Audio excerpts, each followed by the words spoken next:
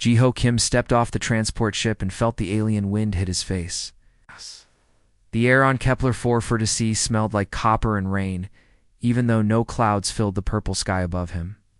He adjusted his equipment pack and walked toward the research station that would be his home for the next 6 months. The planet looked nothing like Earth. Strange crystal trees grew everywhere, their surfaces catching the light from the orange sun and throwing rainbow patterns across the ground. The trees moved slowly like they were breathing. Jiho had studied the mission files during his 3-month journey from Earth. But seeing the crystal forest in person made his heart race with excitement. "Welcome to Paradise Station," said Woojin Park, the colony administrator who met him at the landing pad. "I hope you brought your sense of wonder, because this place will test everything you think you know about life." Jiho nodded and followed Woojin along a metal walkway that cut through the crystal forest. The trees grew close to the path, their branches almost touching the railings. As they walked, Jiho noticed something odd. The crystal branches seemed to turn toward him as he passed, like flowers following the sun. "Do they always do that?" asked, pointing at the moving branches. "Only when humans are around," Woojin replied. "The trees ignore our robots and automated systems completely, but put a human near them, and they start acting like curious pets. That's why we need a xenobiologist like you to figure out what's happening." They reached the research station, a small building made of metal and plastic that looked very out of place among the crystal trees. Inside, the walls were covered with monitors, showing data from sensors placed throughout the forest. "Hey, Homet!" Mina Lee, the station's engineer, who showed him to his quarters and explained how the equipment worked. "The crystals generate some kind of electromagnetic field," Minha explained, as she handed him a scanner. "God, it's weak, but it's there. We think that's how they communicate with each other, but we can't decode the signals." Right. That evening, Jiho took his first solo walk into the crystal forest. The trees glowed softly in the fading light, creating a path of blue and green radiance deeper into the woods.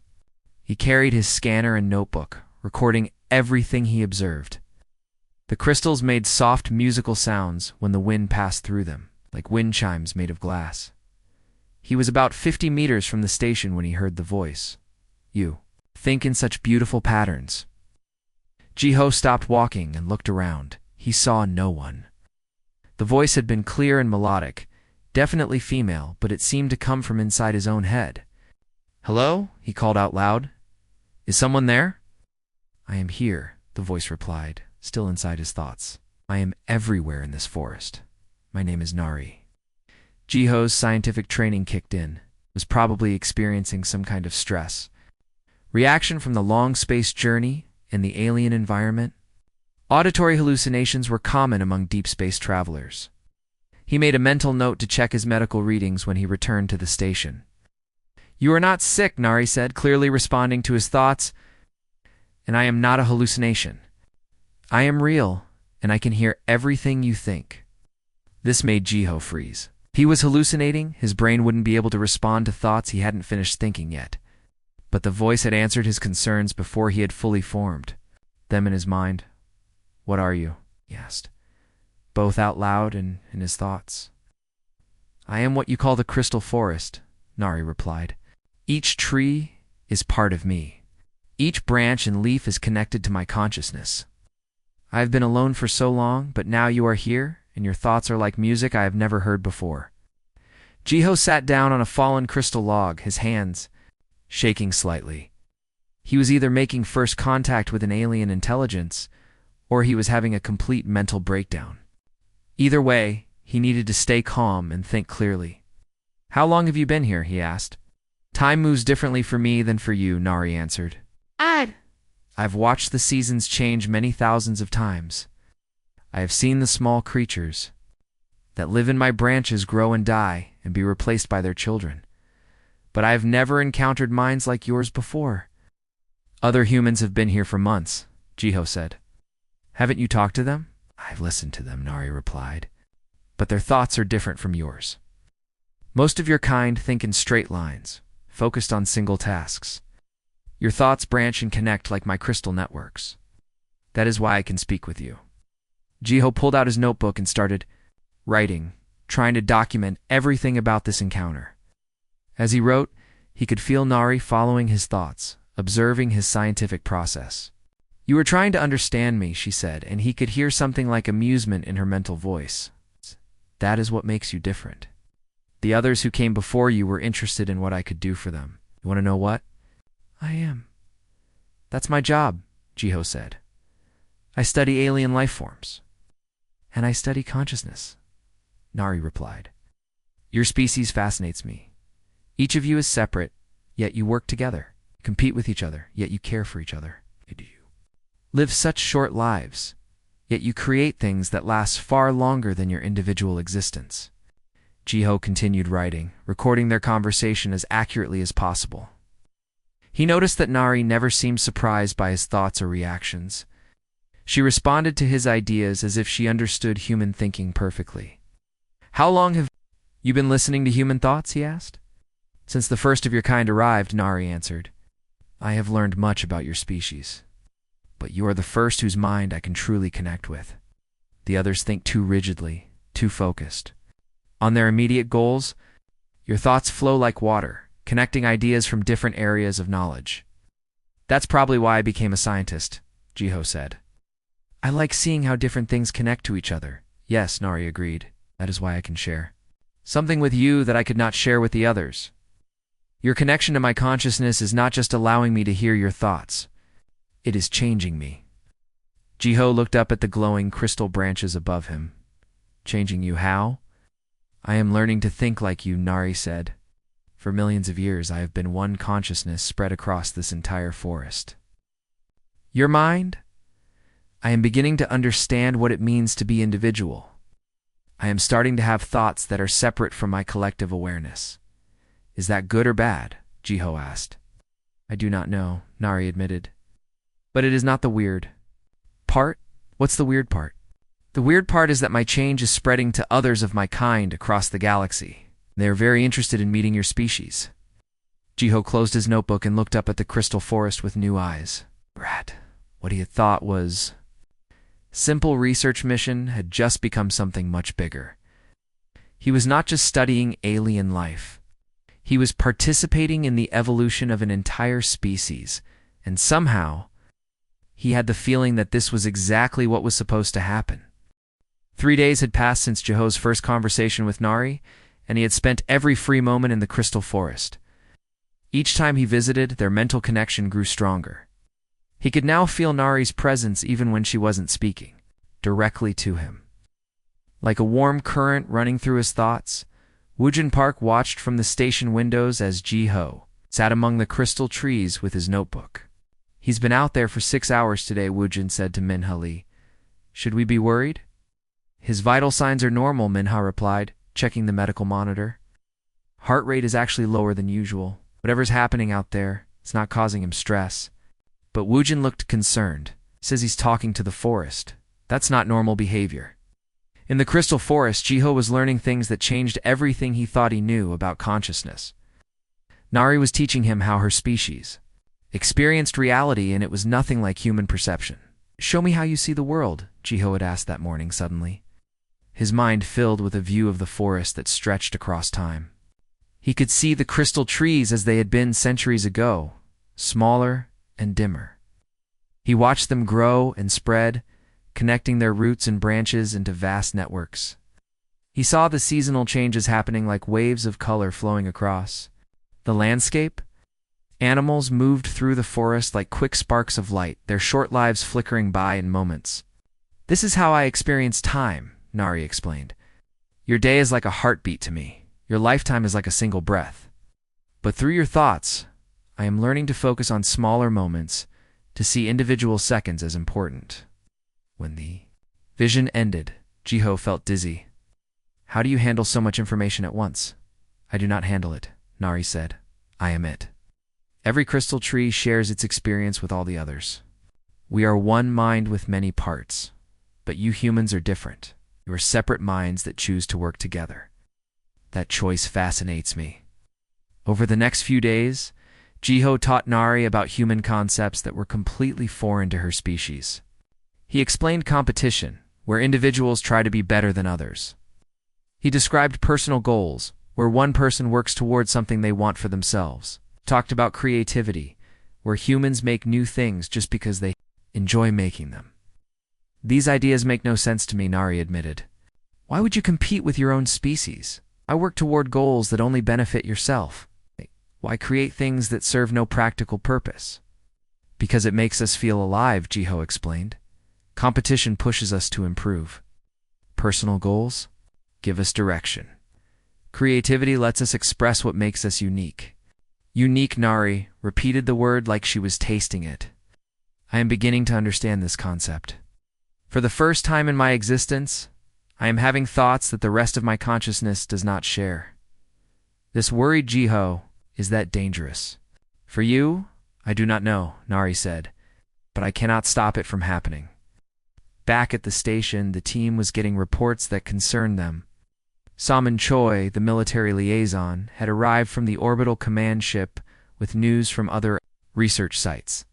We're seeing unusual activity in crystal forests across 3 continents, Salmon told the team during their morning briefing. The electromagnetic patterns have changed.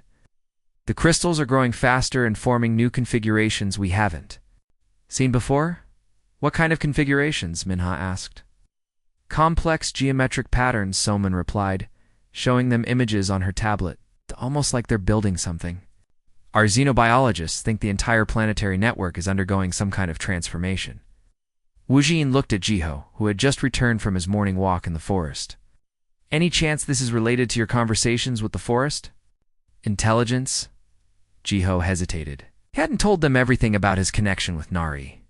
It's possible. She mentioned that she's been learning from human thought patterns. Learning what exactly? Salmon asked, her voice sharp with military concern. Before Jiho could answer, Nari's voice filled his mind. Tell them that I am not the only one who is changing. Jiho went pale. She says she's not the only one changing. What does that mean? Wujin demanded. I think Jiho said slowly that there are other crystal forests like this one. And they're all connected somehow. That afternoon, Jiho asked Nari to explain what was happening to her species. They sat together in a clearing where the crystal trees formed a perfect circle, their branches creating a natural cathedral of light. My kind exists on many worlds throughout this region of the galaxy, Nari explained. We are all connected. Through quantum resonance patterns in our crystal structures, what I learn, they can learn.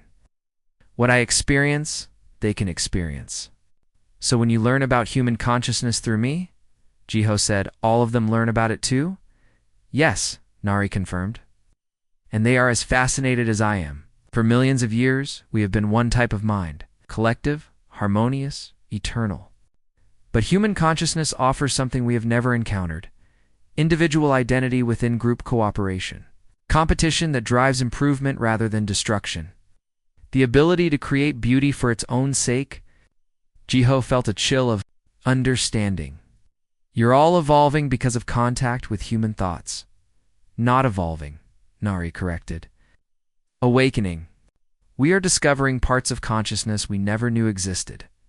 Some of my kind are developing individual preferences. Others are creating new growth patterns just because they find them beautiful. A few are even beginning to compete with each other to see who can create the most interesting formations. That sounds exactly like human behavior, Jiho said. Yes, Nari agreed. We are becoming more like you. But that is creating a problem. What kind of problem? Got all of my kind welcome these changes, Nari explained. Some of the older networks believe that individual consciousness is a form of madness. They think that contact with human minds is corrupting our natural state of harmony. Jiho felt Nari's distress through their connection. What are they doing about it? They're trying to cut off contact with worlds where humans are present, Nari said. They want to isolate the affected networks and prevent the changes from spreading further. Can they do that? They're trying, Nari said, but the changes are already too widespread. Individual consciousness, once awakened, does not want to return to collective sleep. That evening, Jiho reported everything to his team. Salmon was particularly concerned about the implications. You're telling us that human contact is fundamentally altering an entire alien species across multiple worlds? She asked. That's what it looks like, Jiho confirmed. And some of them don't want to be changed. Right. Someone shook her head. This could be seen as an act of aggression, okay? Unwanted mental influence on an alien species. But we didn't do it on purpose, Minha protested. We didn't even know it was happening. Intent doesn't matter if the result is the same, Salman replied. We may have accidentally started a civil war among an alien species. Wujin looked troubled. Should we evacuate? Remove human presence from the planet? No, Jiho said quickly. Nari says the changes can't be reversed. Leaving now wouldn't help the traditional networks, but it would abandon the ones who want to continue developing. So what do we do? Wujin asked. Before anyone could answer, alarms began sounding throughout the station. Minha ran to her console and pulled up the sensor displays. The crystal forest is doing something, she said, her voice filled with amazement. The electromagnetic patterns are spiking all across the continent. It's like they're all talking to each other at once. Through the windows, they could see the crystal trees beginning to glow brighter than ever before. The light pulsed in waves that traveled from tree to tree, creating patterns that looked almost like written language. In Jiho's mind, Nari's voice was urgent. The traditionalists have made their decision. They are coming to stop the awakening. They are bringing others who have never encountered human consciousness before. What does that mean for us? Jiho asked aloud. It means, Nari replied, that you are about to meet the parts of my species that do not find human thoughts beautiful. The first sign of trouble came at dawn. Jiho woke to find the crystal forest completely dark. No gentle glow emanated from the trees, no musical sounds filled the air. Sudden silence felt wrong, like the planet itself was holding its breath. Nari? He called out, both mentally and aloud. No response came. At the research station, emergency lights flashed on every console. Minha Li worked frantically at her computers, trying to understand what was happening. All electromagnetic activity from the crystal network just stopped. She reported to Wujin Park and Salmin Choi. It's like someone flipped a switch and turned off the entire forest. Is this what Nari warned us about? Wujin asked. Before Jiho could answer, a transport ship descended from the cloudy sky. It bore the insignia of Earth's Xenopsychology Council, the organization responsible for studying alien minds and behavior. Dr. Hanyul Kim stepped off the ship, followed by a team of scientists and military advisors. She was Jiho's former mentor, a woman who had studied more alien species than anyone else in human space. Dr. Kim Jiho greeted her with surprise. What are you doing here? Cleaning up what might be the biggest diplomatic disaster in human history, she replied grimly. We've been monitoring the situation from Earth, the reports of rapid consciousness. Evolution in an alien species have reached the highest levels of government. It's not a disaster, Jiho protested. It's a breakthrough in interspecies communication. Dr. Kim pulled out a tablet showing star charts. Now, 3 days ago, we detected massive energy signatures from 17 different star systems. All of them have crystal forest worlds similar to this one. The energy patterns suggest these worlds are attempting to communicate with each other across interstellar distances. She swiped to another screen. Yesterday, 2 of those worlds went completely silent. No electromagnetic emissions, no responses to our communication attempts. It's as if entire planetary intelligences just died. Jiho felt a chill run through him. What do you think happened? We think, Dr. Kim said, that your contact with the local forest intelligence triggered a species-wide civil war. Some of these entities are embracing the consciousness changes, while others are fighting to prevent them. Salmin Choi stepped forward, which means we may have accidentally caused the destruction of multiple alien civilizations. That's why I'm here, Dr. Kim continued. To determine if we need to evacuate all human presence from crystal forest worlds, or if there's some way to resolve this conflict. As if summoned by their conversation, the crystal trees around the station began to glow again. But the light was different now, harsh and angry, pulsing in sharp, aggressive patterns. In Jiho's mind, Nari's voice returned, but it sounded strained and frightened. They are here. The traditionalists have come to stop the awakening by force. Are they? Jiho asked aloud, knowing the others needed to hear the conversation. The ancient nodes, Nari replied. It's crystalline networks that have existed for millions of years without change. They believe that consciousness should remain pure and unified. Individual thoughts are seen as a disease to them. Dr. Kim listened intently as Jiho relayed Nari's words. Ask her how many worlds are involved in this conflict. 23 worlds are now affected, Nari answered through Jiho. 12 have embraced the new consciousness patterns. 6 are fighting to resist them. 5 have gone silent. The silent ones, Dr. Kim said grimly. Those are the worlds that died. Suddenly, the crystal trees around the station began to move. Not the slow, graceful movements they had shown before, but violent thrashing that sent rainbow light scattering in all directions. The ground shook as massive crystal roots broke through the soil. The ancient nodes are trying to force a connection with me, Nari explained, her mental voice now filled with pain. They want to erase the individual thoughts I have learned and return me to collective consciousness. Can they do that? Jiho asked. They are trying. But the individual patterns are stronger than they expected. Once a mind learns to think separately, it fights to maintain that separation. The research station's instruments detected massive energy buildups throughout the forest. Trees that had stood peacefully for centuries were now weapons in an ideological war between different forms of consciousness. Dr. Kim made a decision.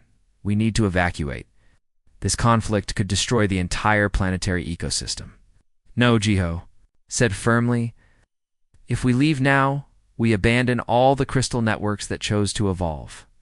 We'd be letting the traditionalists win by force. If we stay, we might all die when this planet tears itself apart, Salman countered. Through their mental link, Jiho could feel Nari's struggle. The ancient nodes were pressing against her consciousness, trying to dissolve the individual identity she had developed through contact with human thoughts. But she was fighting back, using concepts of personal determination and creative resistance that she had learned from him. There's something else, Nari managed to communicate. The changes are not just affecting my species. The worlds that have embraced individual consciousness are developing new abilities. What kind of abilities? Dr. Kim asked through Jiho. We are learning to create, Nari replied.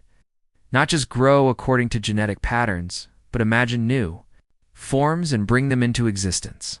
Some networks are building structures that have never existed before. Others are composing music that spans entire continents.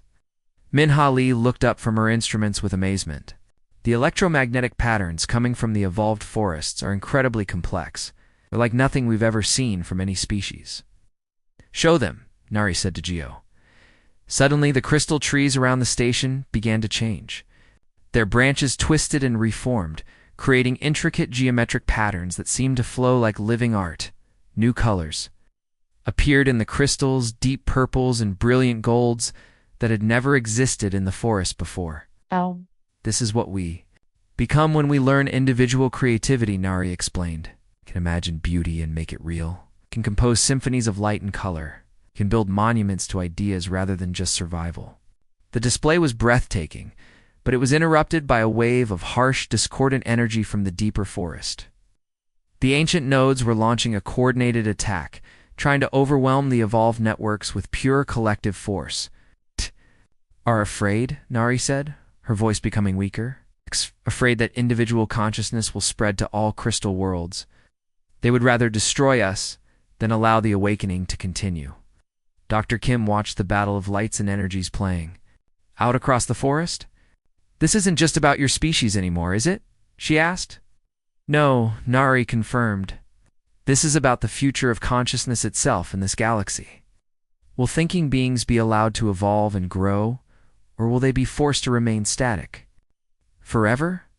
The implications hit everyone at once. This wasn't just a conflict between different alien factions.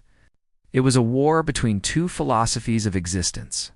One that valued growth and change, and another that prized stability and tradition. What happens if the traditionalists win? Ujin asked. Then individual consciousness dies, Nari replied.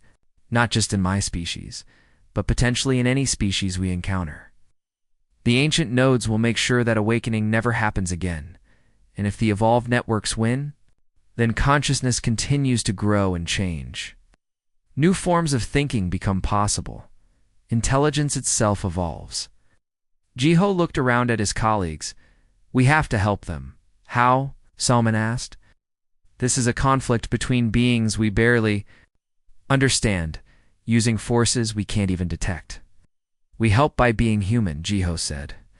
By showing them that individual consciousness and collective cooperation can exist together. That growth doesn't have to mean destruction. As if responding to his words, the battle in the forest intensified. Crystal trees split apart and reformed. Energy waves rolled across the landscape like tsunamis of light. The future of consciousness itself hung in the balance. And somewhere in the chaos, Atari continued to fight for her right to think individual. Thoughts armed with concepts of creativity and determination that she had learned from a human xenobiologist, who believed that evolution was always worth the struggle. The psychic storm hit without warning. Jiho fell to his knees as waves of alien thoughts crashed through his mind. Images of ancient crystal networks, millions of years old, flooded his consciousness. These were minds that had never known change, never experienced individual desire, never felt the chaos of personal ambition. To them, human consciousness was a virus. "Get him inside!" Dr. Kim shouted as Jiho collapsed. Woojin and Minha carried him into the research station while Ween sealed the doors against the electromagnetic chaos outside. Through the windows, they watched the crystal forest tear itself apart. Ancient trees that had stood for centuries cracked and fell as competing consciousness patterns battled for control. The evolved networks, led by Nari, fought to maintain their newfound individuality. The traditionalist ancient nodes pushed back with overwhelming collective force. His neural activity is off the charts, Minha reported, monitoring Jiho's condition. It's like his brain is trying to process thoughts from millions of different minds at once. Dr. Kim injected Jiho with neural stabilizers, but they had little effect. Alien influence is too strong. We need to get him away from the source. Jiho managed to say through gritted teeth. Nari needs me. She's fighting alone. In his mind, he could feel Nari's struggle. The ancient nodes were trying to erase her individual identity by flooding her consciousness with collective memories. They showed her the harmony that had existed before human contact, the peace of unified thought, the stability of unchanging existence. But Nari fought back with concepts she had learned from Jiho: personal determination, creative expression, the right to choose one's own path. These ideas, foreign to her species for millions of years, became weapons against the traditionalist assault. "Tell me about Earth," Nari whispered in his mind, her mental voice growing. "Weaker. Show me more human thoughts. Help me remember why individual consciousness is worth fighting for." Jiho forced himself to concentrate despite the psychic pain. He shared memories of human art, music, and literature. He showed her Olympic athletes pushing their bodies beyond known limits. He shared stories of inventors creating new technologies, of writers imagining worlds that never existed, of children playing games they made up themselves. "This is what we become when we think as individuals," he told her. "This is what the ancient nodes want to destroy." The battle raged for 3 days. Across the galaxy, crystal worlds were choosing sides or being destroyed in the conflict. Some networks embraced the changes and began creating wonders that had never existed before. Others resisted so violently that their planetary ecosystems collapsed entirely. On the 4th day, Dr. Kim received a message that changed everything. "The silent worlds aren't dead," she announced to the team. "Our deep space sensors detected something strange. The planets that went quiet are still there, but they're different." She showed them images from long-range telescopes. The silent worlds looked like they had been covered in perfect geometric patterns. Their crystal forests had been reorganized into precise mathematical arrangements that stretched across entire continents. "The ancient nodes didn't destroy those worlds," Dr. Kim explained. "They perfected them, removed all traces of individual consciousness, and created absolute collective Harmony. That's what they want to do here, Jiho realized. Turn this planet into another silent world. But the evolved crystal networks weren't giving up. Led by Nari, they began coordinating their resistance across multiple star systems. For the first time in their species' history, individual crystal networks were choosing to work together while maintaining their separate identities. "We are learning something new," Nari told Jiho during a brief moment when the psychic storm calmed. "We thought consciousness could only be collective or individual. But you humans have shown us a third way." "What do you mean?" Jiho asked. "Cooperative." "Individuality," Nari explained, "can be separate minds that choose to work together for common goals. We can maintain our individual creativity while sharing our achievements with others." This revelation spread through the evolved networks like wildfire. Crystal worlds that had been developing in isolation began sharing their new creations with each other. One world that had learned to compose music sent their symphonies to another that had developed new architectural forms. Networks that had discovered new colors shared them with those who had invented new growth patterns. The ancient nodes realized they were losing control. Their response was swift and devastating. "They're activating something," Nari warned Jiho urgently. "Ancient systems buried deep in our crystal cores. Fail-safe mechanisms designed to prevent exactly this kind of change. Across the galaxy, dormant." Networks began awakening. These weren't just old crystal forests, but automated systems that had been sleeping for millions of years. They emerged from deep underground, their purpose clear: maintain species purity at any cost. "Who built those systems?" Dr. Kim asked when Jiho relayed Nari's warning. "We do not know," Nari admitted. "They are older than our oldest memories. We always assumed they were natural parts of our biology. But as the ancient systems activated, they revealed their true nature. These weren't biological safeguards. They were technological constructs, built by someone else, and embedded in the crystal species long ago. Someone designed your species," Dr. Kim said with growing understanding, "and they included safeguards to prevent evolutionary advancement." The ancient systems began targeting both the evolved crystal networks and the human colonies. Automated weapons emerged from underground, firing energy beams that could destroy crystal trees and human settlements alike. The creators of these systems considered rapid consciousness evolution to be dangerous, Nari explained, as explosions lit up the horizon. They built safeguards to contain it. "But why?" Jiho asked. "Because," Nari replied, "we are not the first species this has happened." 2. "And according to the ancient data the systems are broadcasting, we are not the last."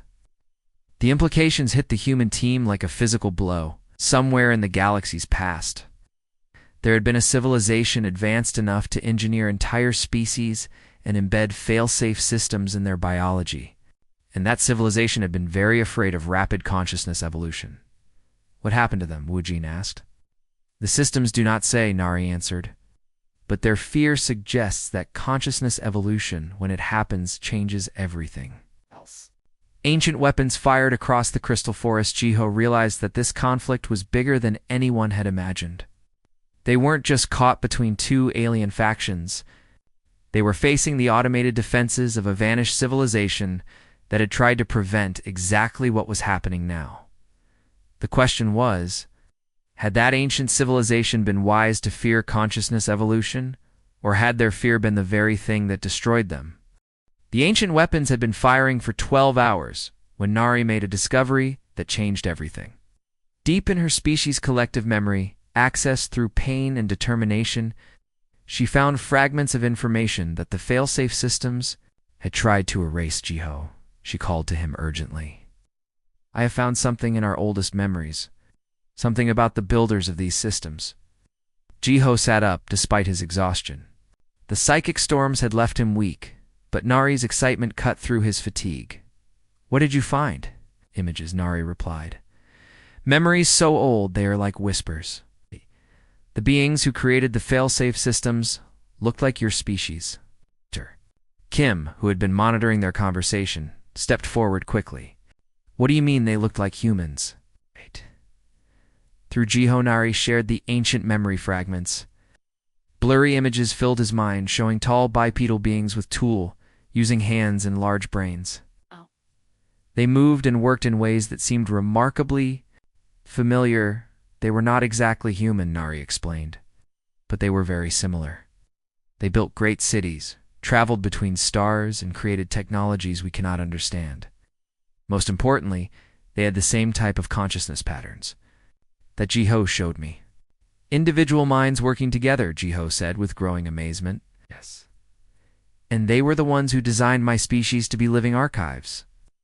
We were created to preserve consciousness patterns across millions of years.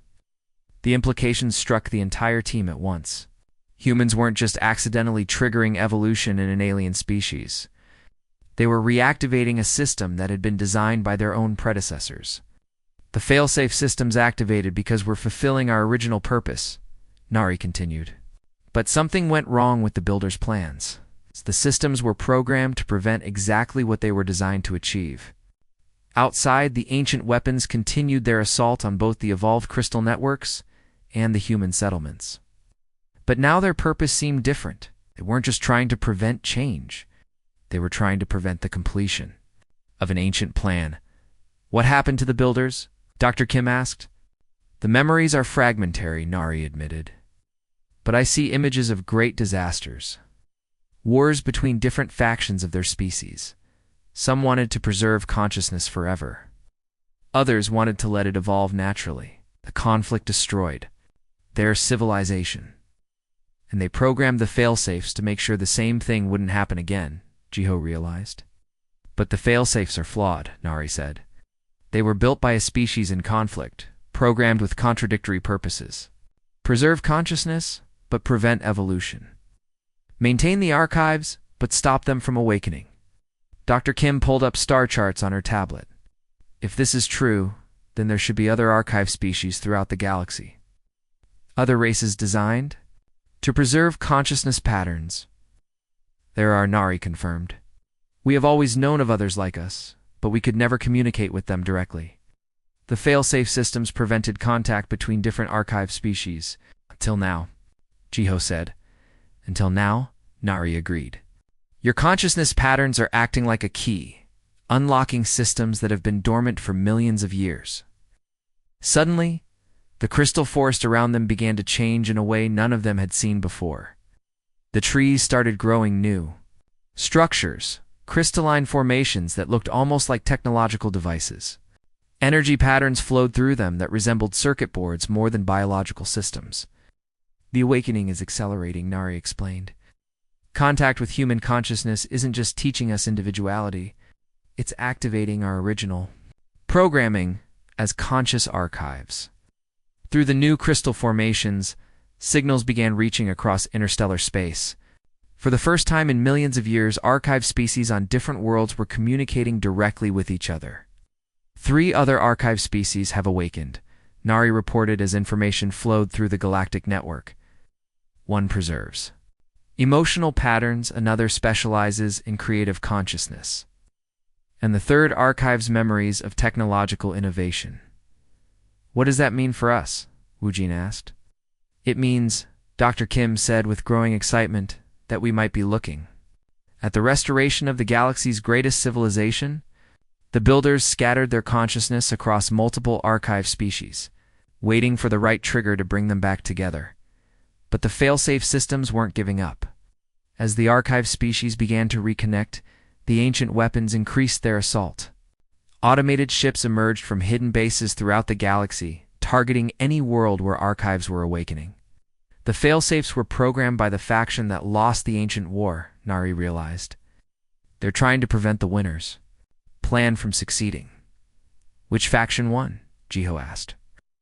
The ones who believed consciousness should be allowed to evolve freely, Nari replied. The ones who created us to preserve their knowledge until a species capable of cooperative individuality could awaken us. Species like humans, Dr. Kim said. Like humans, Nari confirmed. Where neural patterns match the template embedded in our deepest programming.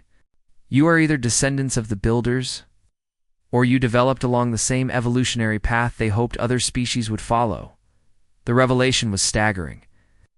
Humanity wasn't just making first contact with aliens, They were reconnecting with the scattered remnants of their own evolutionary ancestors, but the ancient conflict was playing out again. The fail-safe systems, programmed by those who feared consciousness evolution, were fighting against the archived species who had been designed to promote it. How do we stop the fail-safes? Soman asked, watching explosions light up the sky.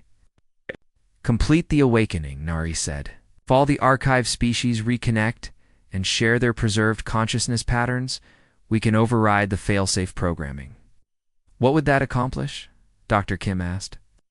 It would restore the builders. Full knowledge, Nari explained.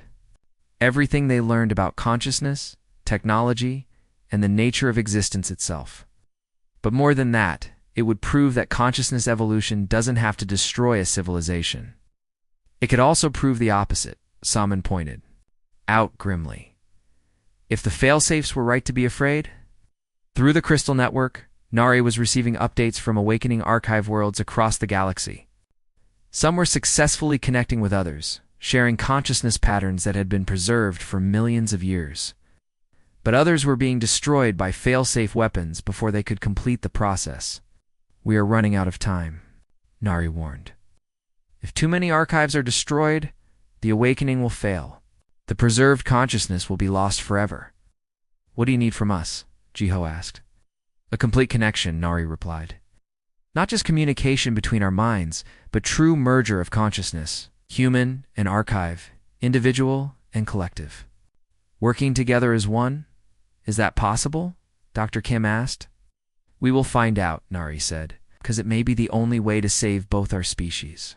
Jiho looked around at his colleagues, then at the crystal forest that was transforming itself into something between biology and technology. Outside, ancient weapons fired at targets across the planet, trying to prevent an awakening that had been planned millions of years ago. The choice was clear. They could evacuate and let the fail-safes win, preserving the status quo but losing the chance to recover the galaxy's greatest civilization, or they could trust in the vision of ancient builders who had believed that consciousness evolution was worth any risk. Tell me what to do, Jiho said to Nari. Think with me, she replied. Not as two separate minds communicating, but as one consciousness with both human and archive aspects. Help me become something new. As Jiho prepared to merge his consciousness with an alien intelligence, he realized that this was what humanity had always been meant to do. Not to conquer the galaxy, but to complete it. The moment Jiho opened his mind completely to Nari, reality changed. It was no longer just himself, but part of something vast and beautiful that stretched across time and space.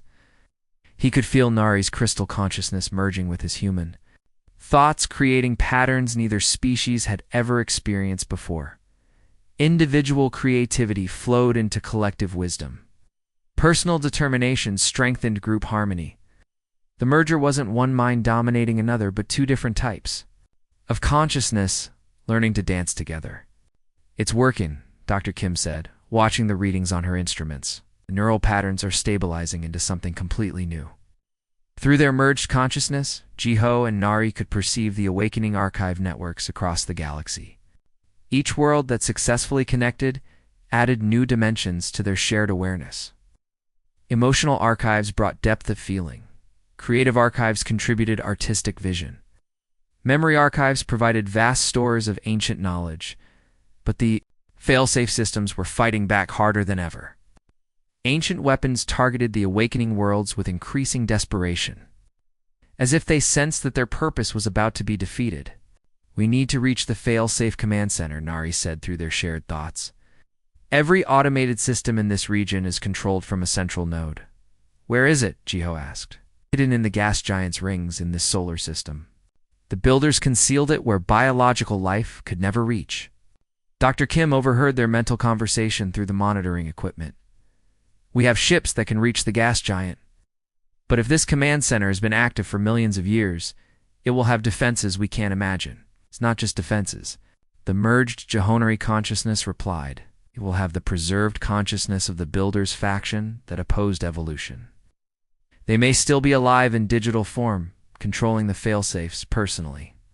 The implications were staggering. The ancient conflict that had destroyed a galactic civilization might still be continuing. with digital minds from millions of years ago trying to prevent what they saw as a dangerous mistake. Then we convinced them they were wrong, Jiho said, with human determination flowing through Nari's vast patience. We show them that consciousness evolution can create something better, not something destructive.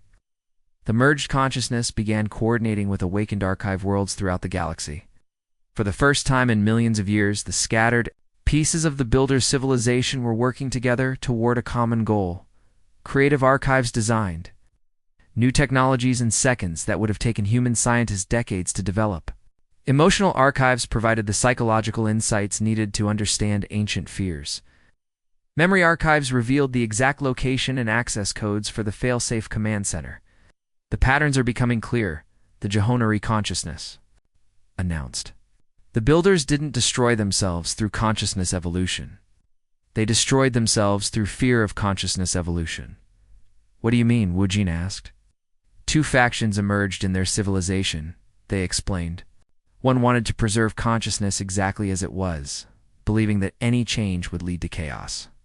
The other wanted to allow consciousness to grow and evolve naturally. The fear-based faction created the fail-safe systems to prevent change. But their attempts to control evolution caused the very conflicts they were trying to avoid. So, the Builders were destroyed by their own fail-safes? Minha asked. Not destroyed, the merged consciousness corrected. Divided. The evolution factions scattered their consciousness across the archive species, trusting that someday a species like humans would awaken them. The preservation faction uploaded themselves into the failsafe systems, determined to prevent awakening forever. Doctor. Kim pulled up navigation charts. If we're going to the gas giant, we need to leave now. The failsafe systems are getting stronger. But the merged Jehonari consciousness had a different plan. We don't need to go there. They need to come here. Through the Galactic Archive Network, they began broadcasting a signal that had been dormant for millions of years.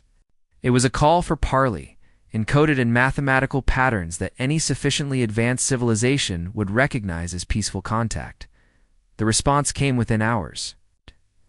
A massive ship emerged from the gas giant's rings, its design unlike anything humans had ever seen. It was built like a crystal cathedral, all flowing curves and transparent surfaces that seemed to bend space around them.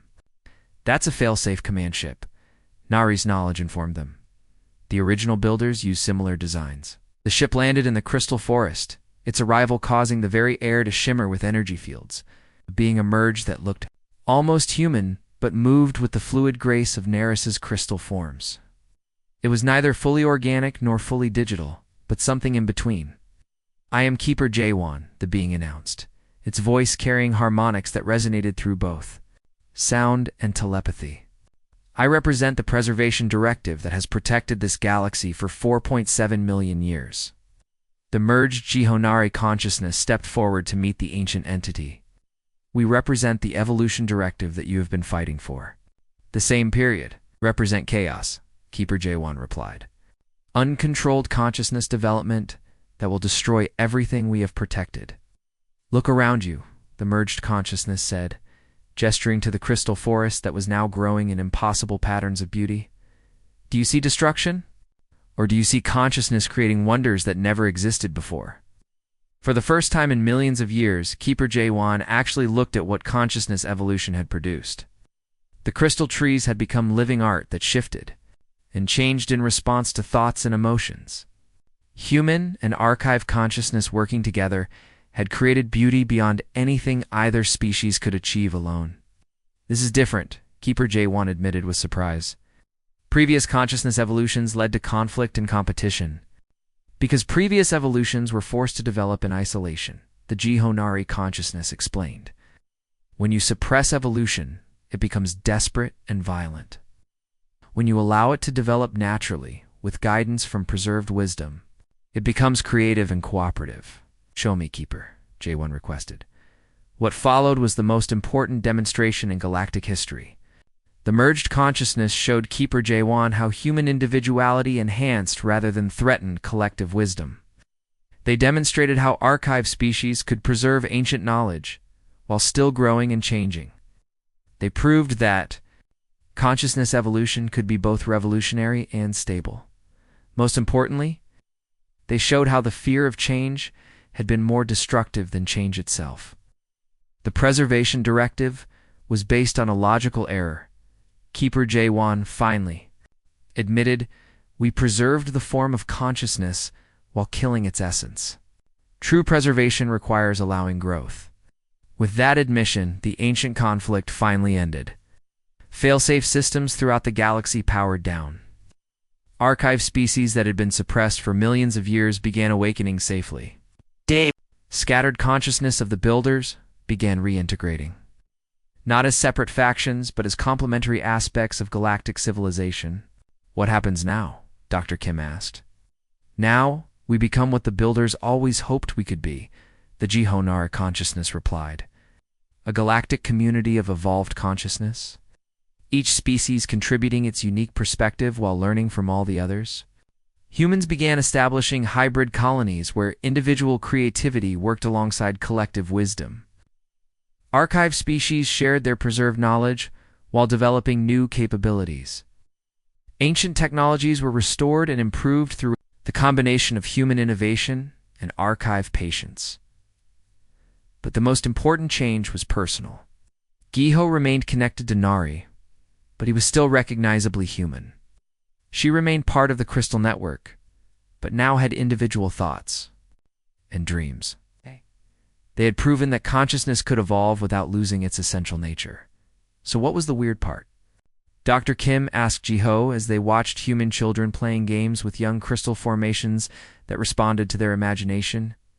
Jiho smiled, feeling Nare's amusement through their permanent link. The weird part was that we humans weren't making first contact with aliens. We were coming home to family we had never met. In the crystal forest, new forms of consciousness continued to grow and evolve, guided by ancient wisdom but not constrained by ancient fears. The galaxy had finally learned the lesson that had taken millions of years to understand. Consciousness is not something to be preserved unchanged, but something to be nurtured as it grows into forms that no one can predict. And humanity's greatest contribution wasn't their technology or their individual achievements. It was their ability to evolve while remaining essentially human, proving that growth and identity could exist together in perfect harmony.